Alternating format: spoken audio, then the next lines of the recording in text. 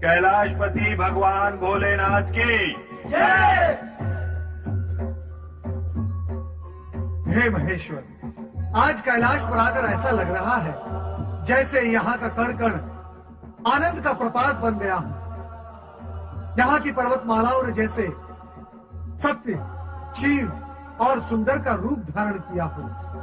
हे महादेव, ऐसा अद्भुत दृश्य और प्रकृति का विलक्षण रूप कभी नहीं देखा। आज महाशिवरात्रि है देवर्षि। प्रभु, शिवरात्रि की महिमा पर आप ही प्रकाश डालिए। सर्वप्रथम जब मैं ज्योतिर्मय स्तंभ रूप में प्रकट हुआ था, वो मार्गशीर्ष मास में आद नक्षत्र से युक्त प्रतिपदा का समय था। सर्वप्रथम विष्णु और ब्रह्मा ने मेरे दर्शन किए थे और तभी से ये दिन महाशिवरात्रि के नाम से विख्यात है। हे महेश्वर, इस शुभ दिन का महत्व बताने की कृपा करें। भक्तजन इस रात्रि को शिव कृपा पाने की इच्छा से हमारा पूजन करते हैं, किंतु ये इच्छा पूर्ण होना इतना सरल नहीं। क्यों प्रभु? जब तक हृदय में अज्ञान और अधर्म का साम्राज्य चलता रहेगा, ना तो शिव तत्वों का प्रकाश होगा, ना ही मन का अंधकार मिटेगा। स्वामी, ये शिव तत्व क्या है और इसकी महिमा क्या है? नारद, तुम तो शिव और विष्णु दोनों के ही परम भक्त हो। सती की इस जिज्ञासा का निवारण तो तुम ही कर सकते हो। अवश्य करूंगा महादेव, किंतु इस समय मेरा मन गुरुद्रोह की व्यथा से व्याकुल है। गुरुद्रोह? ये कौन है देवर्षि? एक आदिवासी भूमि। अभी अभी अपनी आंखों से उसकी व्यथा देखकर आ रहा हूं। किंतु ये गुरुद्रोह है कौन और इसकी व्यथा क्या है? कृपा करके मुझे भी बताइए ना देवर्षि। हे महेश्वर, इससे पूर्व कि मैं देवी सती को उस भील के संदर्भ में कुछ बताऊं, कृपया कर आप मुझे ये बताएं कि जो कुछ उस भील के साथ हो रहा है, ये सब कहीं आप ही की तो लीला नहीं है? नारायण नारायण। परम ब्रह्म तत्व को जानने वाला ऐसा प्रश्न नहीं करता नारद। तुम सती की जिज्ञासा का निवारण करो। माता, गुरुध्रुव एक आदिवासी भील है जो अरण्यों में रहकर पशु पक्षियों का शिकार करके अपने कुटुंब का पेट भरता है। आज मैंने अरण्य में क्या देखा कि गुरुध्रुव एक हिरनी पर अपना लक्ष्य साधे उसके पीछे पीछे भाग रहा था। हिरनी की भागने की गति इतनी तीव्र थी कि बहुत प्रयास करने पर भी गुरुध्रुव का लक्ष्य हिरनी पर नहीं लग रहा था। देखते ही देखते हिरनी अदृश्य हो गई और गुरुध्रुव हताश और निराश हो गया।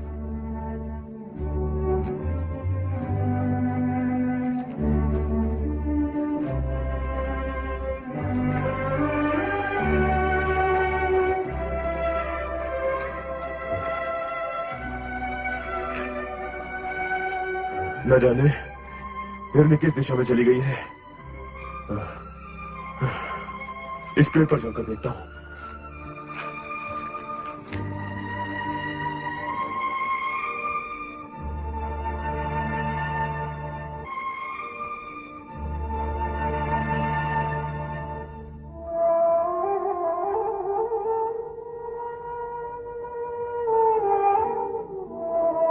गुरुध्रुव जिस वृक्ष पर चढ़ा था वो वृक्ष बिल्व वृक्ष था, जिसके नीचे एक प्राकृतिक शिवलिंग बना हुआ था।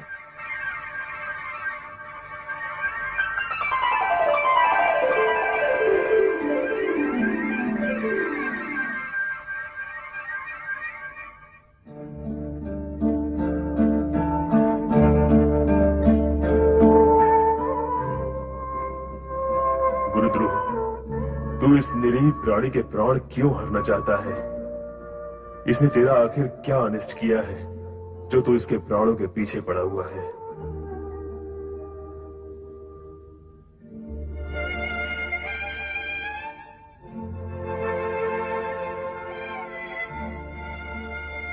मैं जानती हूँ आपका छोड़ा हुआ तीर लक्ष्य तक पहुंचकर खाली हाथ नहीं लौटता, किंतु आज मुझे देखने के पश्चात भी आपने तीर नहीं छोड़ा।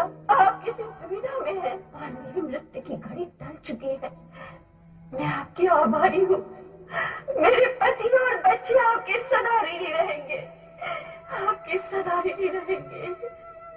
नहीं नहीं, मेरे मन में कोई दुविधा नहीं है। मुझे तुम्हारा वध करना ही है। मैं आपसे विनती करती हूँ, मुझे छोड़ दीजिए। मेरे बच्चों का अनाथ मत करिए। तुम्हारे बच्चों की चिंता करके यदि तुम्हें छोड़ दिया तो मेरे बच्चे भूख से तड़प तड़प कर मर जाएंगे। नहीं, ये मैं नहीं होने दूंगी। मेरे पति और बच्चे मेरी प्रतीक्षा कर रहे होंगे। बस मुझे इतना समय दे दीजिए कि उनसे एक बार मिलो और कह भी हूँ कि यही हमारा अंतिम मिलन है। भगवान के लिए मेरी ये विनती स्वीकार कर लीजिए। और तुमने छल किया तो? तुम न लौटी तो? मैं एक माँ हूँ, बच्चों की भूख का अर्थ समझती हूँ। मेरे छल के कारण आपके बच्चों का अनिष्ट हो, ये मुझे कभी सहन नहीं होगा। मैं आऊंगी, अवश्य आऊंगी, ये मेरा वचन रहा। प्राणों के भय के आगे वचन झूठे पड़ जाते हैं। और फिर भूखे के सामने पकवानों से भरी थाली या शिकारी के सामने शिकार हो और वो उसे छोड़ दे, ये कैसे संभव हो सकता है?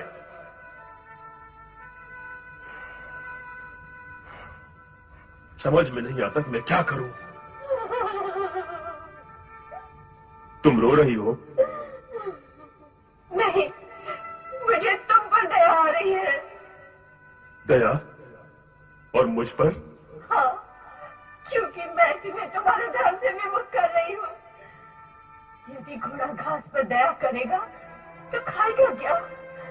तुम शिकारी हो, यदि सामने आया शिकार छोड़ दोगे तो तुम्हारे परिवार का पेट कैसे भरेगा? तुम तुरंत चली जाओ यहां से, अन्यथा स्वभाववश हाथ में पकड़ा ये बाण चल जाएगा और तुम्हारे प्राण पखेरु उड़ जाएंगे। उस दशा में तुम्हारे परिवार वाले, तुम चली जाओ यहां से, जाओ। इस दया भाव के लिए बहुत बहुत धन्यवाद। आपने अपना कर्तव्य पूरा किया, अब मैं भी करूंगी। घर में सबसे मिलने के उपरांत यही आकर तुम्हारे सामने खड़ी हो जाऊंगी, तब तुम मेरे प्राण हार लेना। तुम्हें मुझ पर भरोसा नहीं? तुझ पर भरोसा है या नहीं, मुझे तो अब स्वयं पर भी विश्वास नहीं रहा। तुम कुछ सोच रहे हो? नहीं नहीं, तुम शीघ्र जाओ और जल्दी लौटकर आना। मैं तुम्हारी यही प्रतीक्षा करूंगा। धन्यवाद शिकारी जी, धन्यवाद।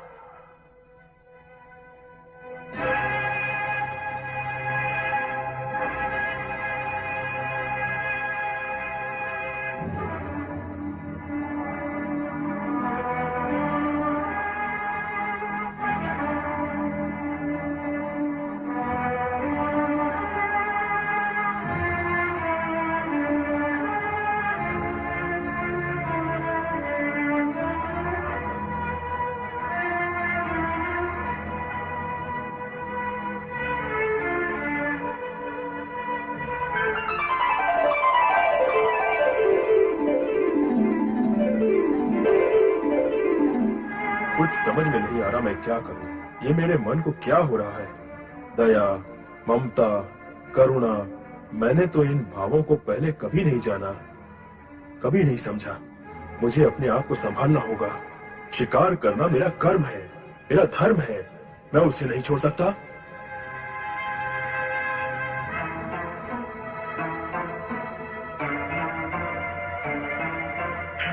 नहीं नहीं, मुझ पर दया करो। मैं तो यहाँ अपनी बहन को ढूंढने आई थी, वो घर नहीं पहुँची। उसका परिवार उसके लिए बहुत चिंतित है। चिंता मत करो, अब तक तो वो घर पहुंच गई होगी और कुछ ही देर में पुनः यहाँ आती होगी, तब मैं उसका शिकार करूंगा। किंतु उससे पहले नहीं नहीं, मुझे छोड़ दो। अच्छा, इतनी ही देर के लिए छोड़ दो कि मैं घर जाकर देख आऊं मेरी बहन पहुंच गई अथवा नहीं। मैं वचन देती हूँ, कुछ ही देर में मैं स्वयं तुम्हारा बाण खाकर प्राण त्यागने के लिए तैयार होकर आऊंगी। कृपया मुझ पर विश्वास करो। चलो ठीक है, मैं तुम्हारी भी प्रतीक्षा में यहीं बैठा रहूंगा।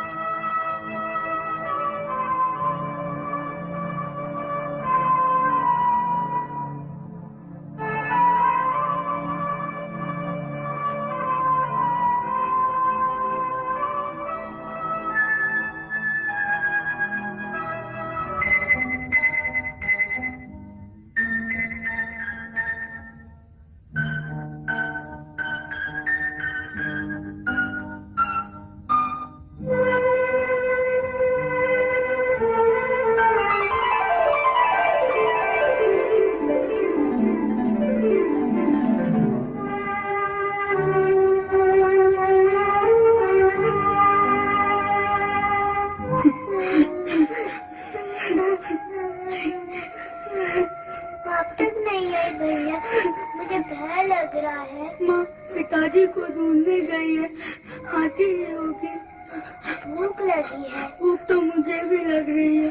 बड़ी भूख लगी है। माँ माँ माँ माँ माँ, पिताजी नहीं आए। पिता, पूरा वन छान मारा, उनका पता कहीं नहीं लगा। मुझे तो शंका है, नहीं तुम्हारे पिताजी किसी शेर, चीते या भालू का शिकार न बन चुके हो। नहीं नहीं, ऐसा नहीं।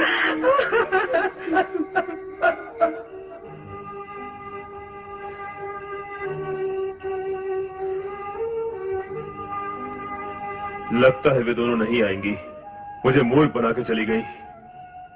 अब प्रतीक्षा से कोई लाभ नहीं।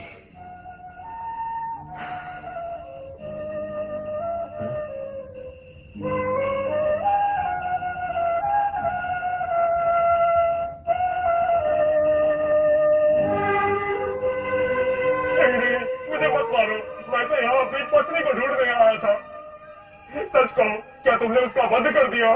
नहीं, वो मुझसे कहकर गई थी कि तुम लोगों से मिलकर लौटेगी, किंतु लौट कर आई नहीं। लगता है अपने वचन से फिर गई है। मैंने सारा दिन उसकी प्रतीक्षा में गंवाया है। मेरे बच्चे भूख से तड़प रहे होंगे, मेरी पत्नी मेरे लिए चिंतित होगी। अब मैं तुम्हें ही अपना लक्ष्य बनाता हूं, मैं तुम्हें नहीं छोड़ूंगा। मत छोड़ना, किंतु इतनी विनती है, मुझे एक बार अपनी पत्नी से मिल लेने दो, फिर मैं स्वयं तुम्हारे सामने बाढ़ खाने के लिए सहज खड़ा हो जाऊंगा। ठीक है, तुम भी जाओ, किंतु शीघ्र आना, बहुत विलंब हो गया है।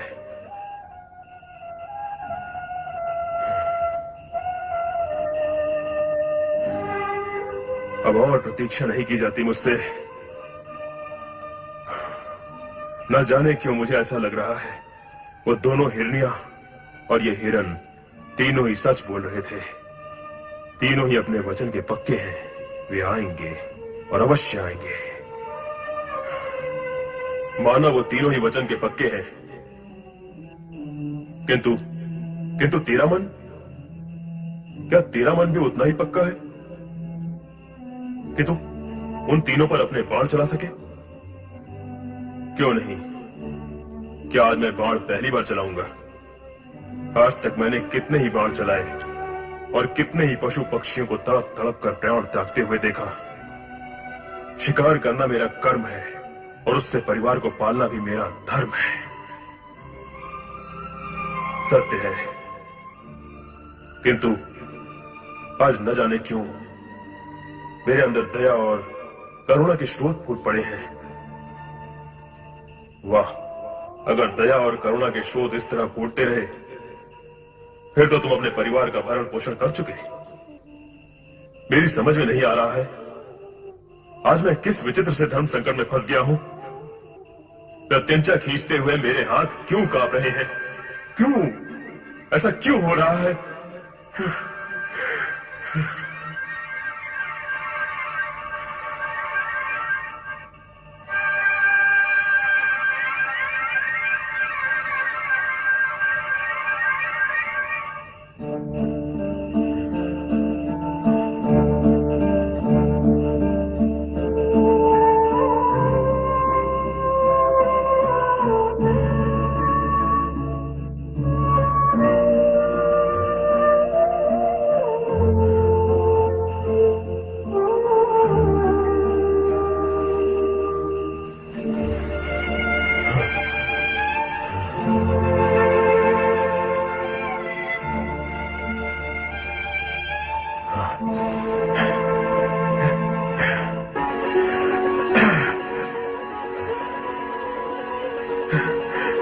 प्रभु, आप, प्रभु,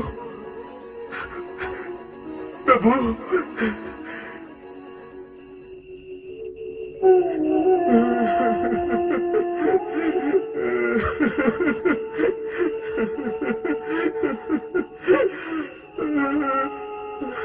मैं क्या करूं भगवान, मैं क्या करूं?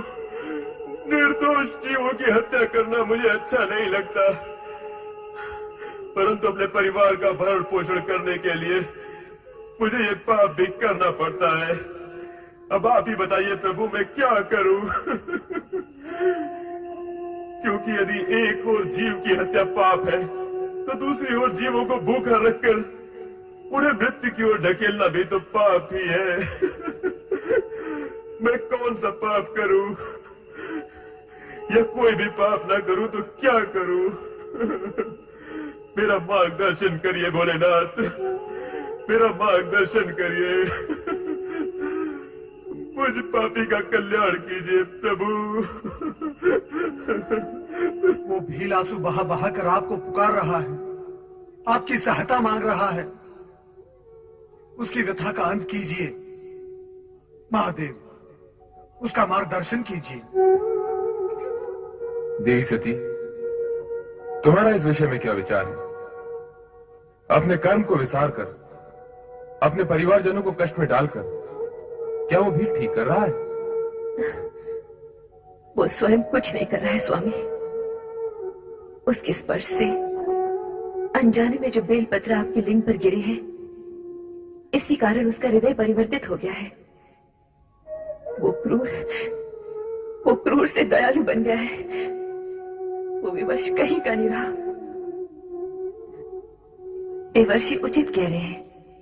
प्रभु, अब आप ही उसका मार्गदर्शन करें और उसे धर्म की राह पर लगाएं।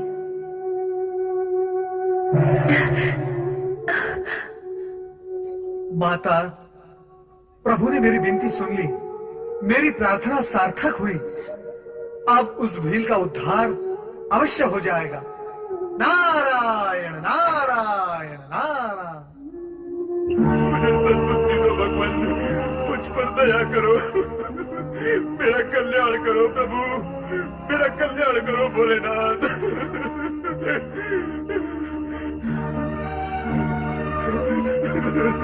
हम अपने वचन के अनुसार यहाँ आ पहुँचे हैं। अब तुम अपना बाण उठाओ और अपने कर्म का पालन करो। ऐसे क्या देख रहे हो? बाण चढ़ाओ, चढ़ाओ बाण। विलंब मत करो, तुम्हारे बच्चे और पत्नी भूख से बिलख रहे होंगे।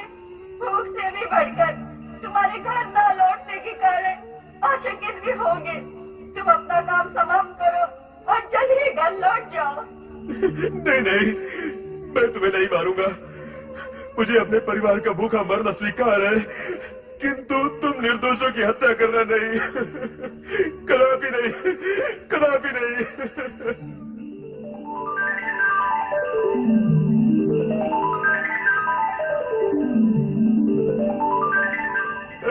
भोलेनाथ, भोलेनाथ।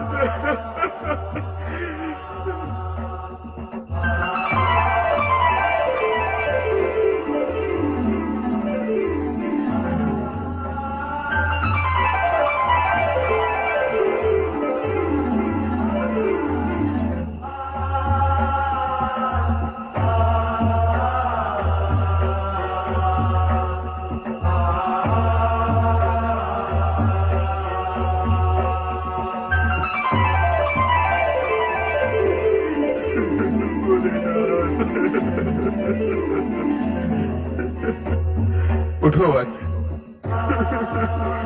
गुरुद्रु, उठो।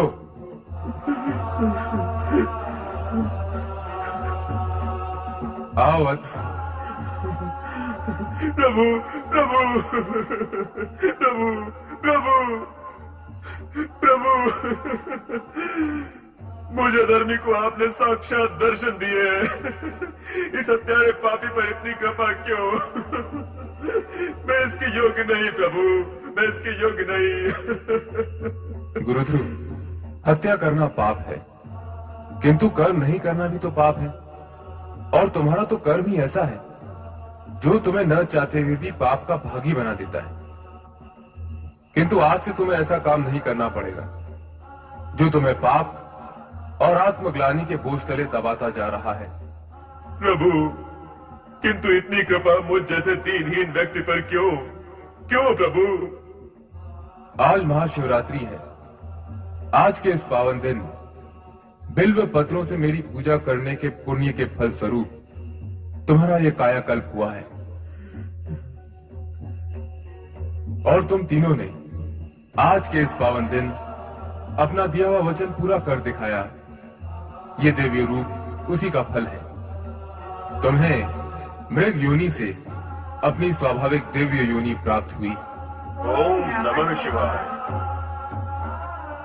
पिताजी, तुम सब इस रूप में? ये सब तुम्हारी भक्ति का प्रसाद है। आज महाशिवरात्रि के दिन मेरी पूजा करने के फल स्वरूप तुम अपने पूर्व पापों से मुक्त हो गए हो और श्रृंगवेरपुर के राजा बन गए हो। मैं और राजा? हाँ, अपने परिवार सहित वहां जाकर शिव आराधना को मन में उतार कर राज सुख का उपभोग करो। त्रेता युग में विष्णु के अवतार भगवान राम से तुम्हारी भेंट होगी और तुम उनके उत्तम मित्र के रूप में जाने जाओगे। जो आज्ञा भगवान शिव शंकर। जो आज्ञा। तुम तीनों दिव्य धाम के लिए प्रस्थान करो। जो आज्ञा प्रभु। गुरुध्रुव, महाशिवरात्रि के दिन तुमने शिव आराधना करके शिव भक्तों के अध्याय में अपना नाम अमर कर दिया है। जो भी शिव भक्त महाशिवरात्रि के दिन तुम्हारी ये कथा सुनेगा, उसे वो सारे पुण्य प्राप्त होंगे जो तुम्हें हुए हैं। कल्याण भव।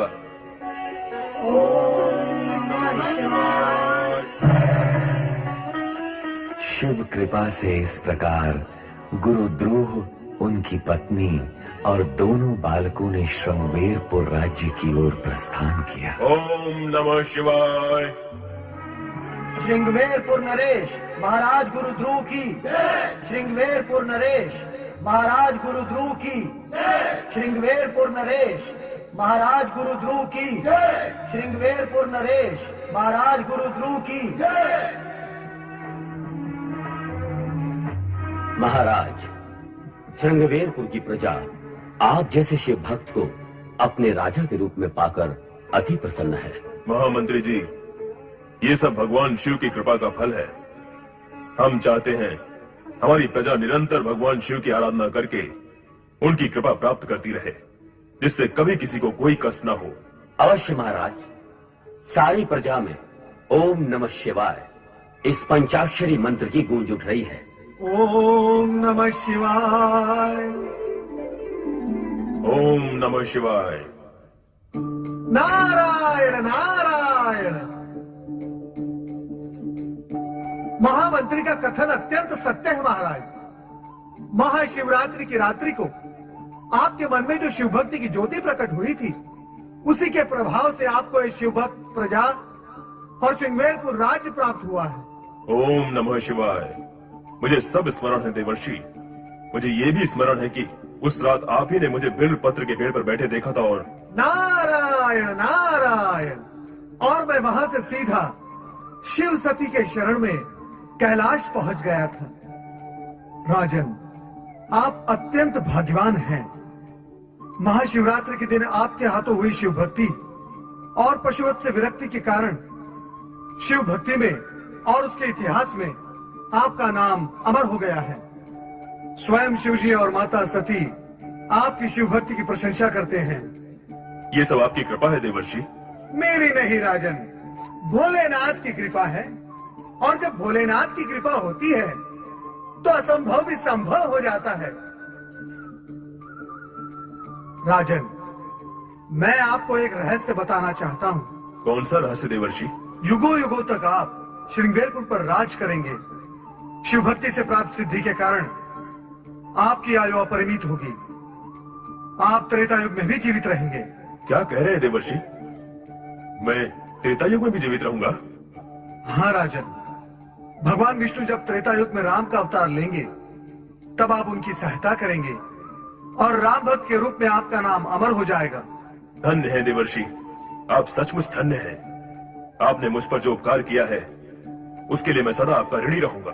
नारायण नारायण। मैं तो शिव जी का छोटा सा सेवक हूँ।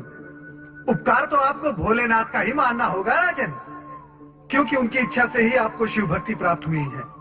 और इस उपकार का ऋण चुकाने के लिए आपको अपने राज्य में स्थान स्थान पर शिव मंदिरों का निर्माण करना होगा, जिससे शिव भक्ति की गूंज संसार में गूंज उठे। ऐसा ही होगा देवर्षि, ऐसा ही होगा।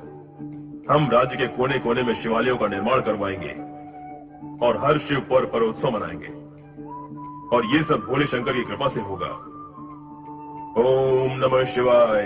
राजन, जानते हो, इसी ओम नमः शिवाय के प्रभाव से वो हिरण और हिरणी कहां पहुंच गए जिन्हें आपने प्राणदान दिया था? नहीं देवर्षि, बताइए वे कहां हैं? महाशिवरात्रि को अपना वचन निभाने और शिव भक्ति में सहयोग करने के कारण वे पशु योनि को त्याग कर सीधे स्वर्गलोक पहुंच गए हैं। स्वर्गलोक में? हाँ राजन, अब मैं स्वर्गलोक पहुंचकर उन्हें भी ओम नमः शिवाय की महिमा सुनाऊंगा। नारायण नारायण। नारायण।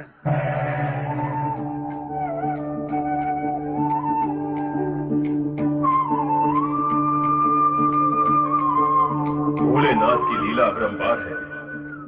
बोलो ओम नमः शिवाय, ओम नमः शिवाय, ओम नमः शिवाय। देवी शची, आपका ये संग और इस स्वर्गिक आनंद की अनुभूति हमारे हृदय को सदा प्रफुल्लित रखती है। स्वामी, आपकी वार्तालाप सुनकर मेरा मन तरंगित हो गया। प्रणाम देवराज। देवराज और देवी शची को हमारा भी प्रणाम। मेरा भी प्रणाम स्वीकार कीजिए। कौन है आप लोग? हमें आपका परिचय नहीं है। शची, क्या तुम इन तीनों से परिचित हो? नहीं स्वामी, मैं तो इन्हें आज पहली बार देख रही हूँ। ओम नमः शिवाय। नारायण नारायण। देवऋषि नारद, देवऋषि, भगवान शिव आप सबका कल्याण करें।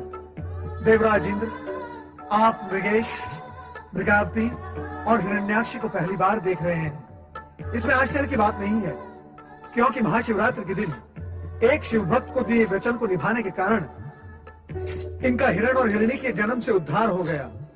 ये सब भगवान भोलेनाथ की कृपा है। हिरण हिरनी? देवऋषि, हम तीनों पहले हिरण हिरनी थे। आप तीनों नारद की बात पर विश्वास कीजिए और भगवान शिव की भक्ति की ज्योति जलाए रखिए, जिसने आपका उद्धार किया है। नारायण नारायण। अवश्य देवऋषि, हम शिव आराधना की धुनी रमाएंगे। देवराज, देवी सती, मेरी आपसे प्रार्थना है कि स्वर्ग के सुख में इतना न डूबिए कि आपको भगवान भोलेनाथ का ध्यान ही न रहे। देवऋषि, हम इस बात का अवश्य ध्यान रखेंगे। देवराज, देवऋषि, मरुदेव, आप अशांत और चिंतित क्यों हैं? आपको तो सब कुछ ज्ञात है देवऋषि। भगवान शिव ने मेरी पुत्री सुयशा की आराधना का कोई उत्तर नहीं दिया, इसी हेतु चिंतित हूं और अपनी इसी चिंता को व्यक्त करने हेतु देवराज के पास आया हूं। मारुदेव, भगवान शिव की आराधना करने वाले भक्त की चिंता तो स्वयं भगवान शिव ही मिटा सकते हैं। अवश्य मिटाएंगे। नारायण नारायण। और भगवान शिव की आराधना का फल तो उत्तम ही होता है। आप देख नहीं रहे मारुदेव, मृगेश, मृगावती और हिरण्याक्षी को आपकी पुत्री सुयशा की प्रार्थना भी भगवान शिव अवश्य सुनेंगे, शीघ्र ही सुनेंगे। नारायण नारायण। मेरी पुत्री सुयशा ने शिव के विशेष सेवक नंदी को मन ही मन अपना पति मान लिया है, परंतु नंदी शिव की सेवा में लीन होकर सब कुछ भूल गए हैं।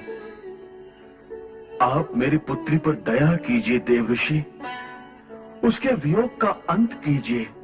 ये काम तो भगवान शिव की कृपा से ही संभव होगा। हाँ, मैं आपकी विनती उन्हें सुना दूंगा। मारुदेव, कहाँ है देवी सुयशा? अलकापुरी के शिवालय में शिव की अखंड आराधना कर रही है। ओम नमः शिवाय, ओम नमः शिवाय, ओम नमः शिवाय, ओम नमः शिवाय, ओम नमः शिवाय, ओम नमः शिवाय, ओम नमः शिवाय। ओम नमः शिवाय, ओम नमः गुरुदेव, शिवाय। आपकी पुत्री की अखंड शिव आराधना कभी असफल नहीं होगी। भगवान भोलेनाथ की कृपा से आपकी पुत्री का नाम नंदी की भांति शिव भक्तों में अमर हो जाएगा। आप निश्चिंत रहें। नमः शिवाय, ओम नमः शिवाय, ओम नमः शिवाय, ओम नमः शिवाय, ओम नमः शिवाय, ओम नमः शिवाय,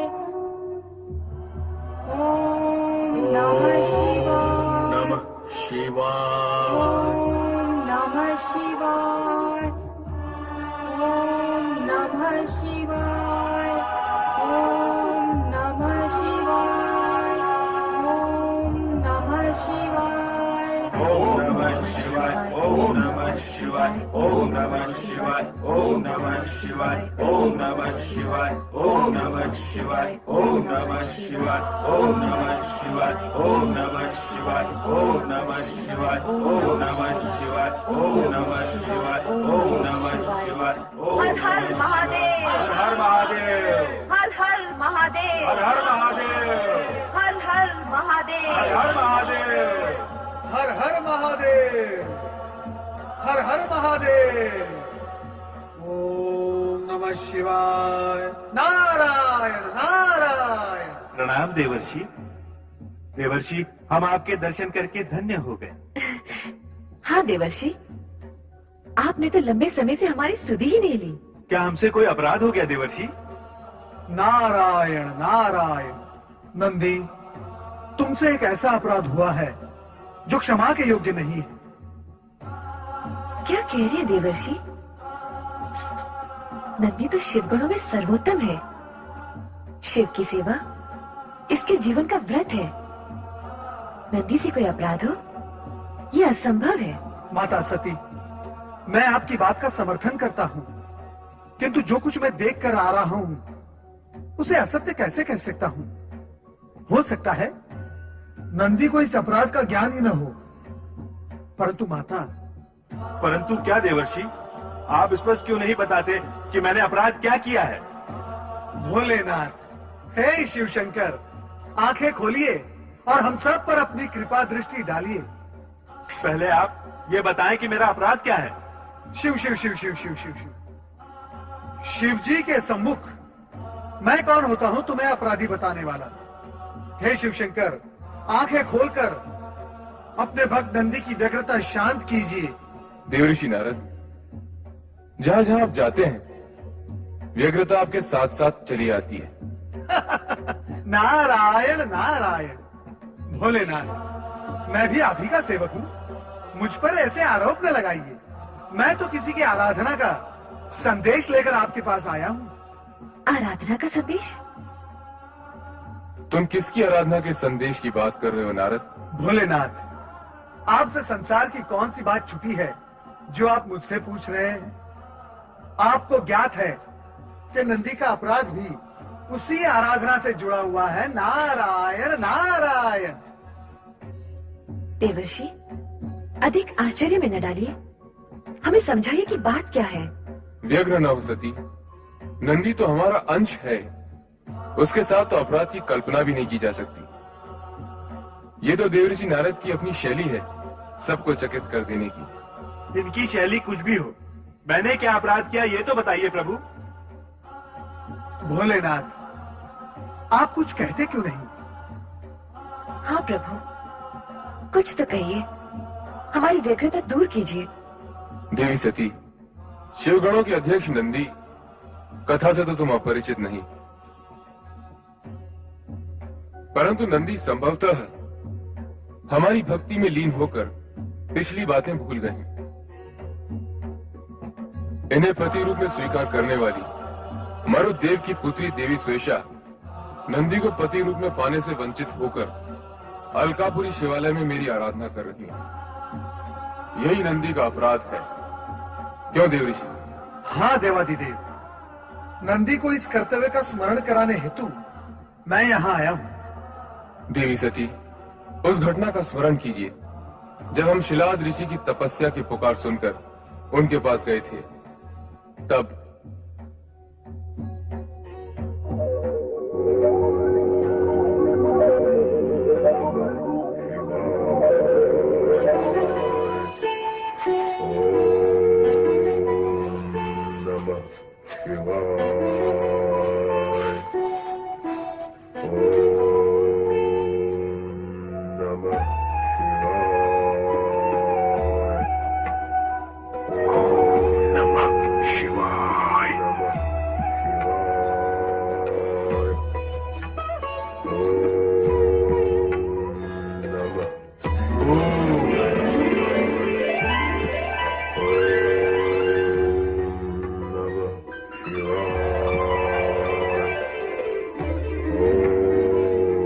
जागिए शिलादृषि, जागिए।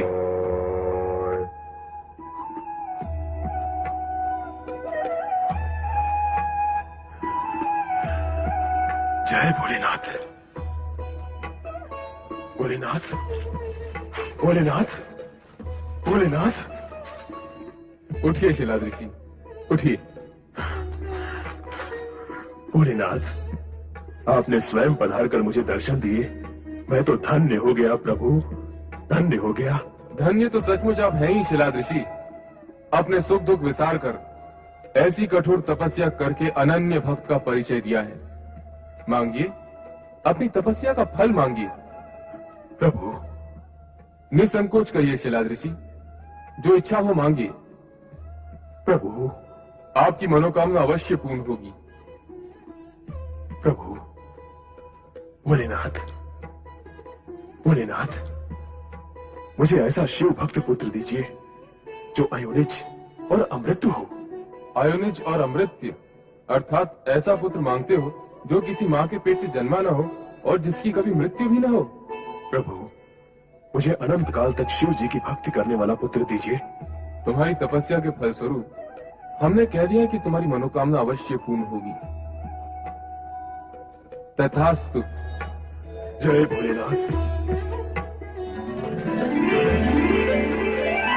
आइए आपकी कुटिया में। आपका अजन्मा अमर बालक आपकी प्रतीक्षा कर रहा है। प्रभु, आइए।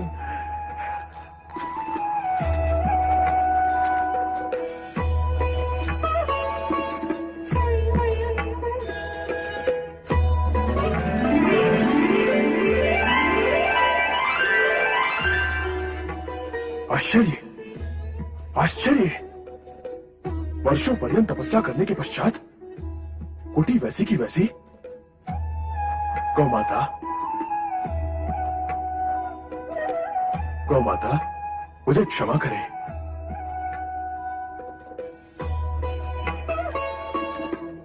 देवेश्वर, आपने इस तुच्छ मानव पर बड़ी कृपा की है प्रभु। नहीं शिलाद, भक्त कभी तुच्छ नहीं होता। वो तो सदा अपने आराध्य देव की कृपा से संपन्न रहता है। ओम नमः शिवाय, ओम नमः शिवाय, ओम नमः शिवाय, ओम नमः शिवाय, ओम नमः शिवाय, ओम नमः शिवाय, ओम नमः शिवाय, ओम नमः शिवाय। बालक का स्वर। चकित होने की कोई आवश्यकता नहीं शिलादृषि। भीतर मेरा ही अंश रुद्र अवतार नंदी आजन्मा आपका पुत्र है। भोलेनाथ, मेरा बेटा। भोलेनाथ, मेरा बेटा। ओम नमः शिवाय, ओम नमः शिवाय, ओम नमः शिवाय, ओम नमः शिवाय, ओम नमः शिवाय, ओम नमः शिवाय, ओम नमः शिवाय, ओम नमः शिवाय। मेरा पुत्र। शांत हो जाओ बेटा, शांत हो जाओ। मैं ही तेरा पिता हूँ, मैं ही तेरी माता हूँ। तुझे पाल पोस कर शिव की सेवा में देने के लिए ही तो मैंने कड़ी तपस्या की है बेटा। शिलादृषि, ये वही अमर नंदी है जो आगे चलकर शिवगणों को अनुशासित करने वाला गणाध्यक्ष नंदी कहलाएगा।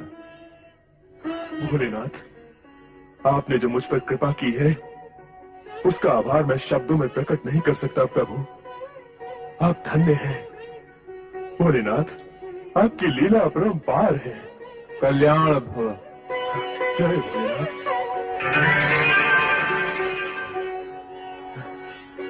बेटा, बेटा, मेरा बेटा। जय शिव शंभो, जय शिव शंभो, जय शिव शंभो, जय शिव शंभो, जय शिव शंभो, जय शिव शंभो, जय शिव शंभो।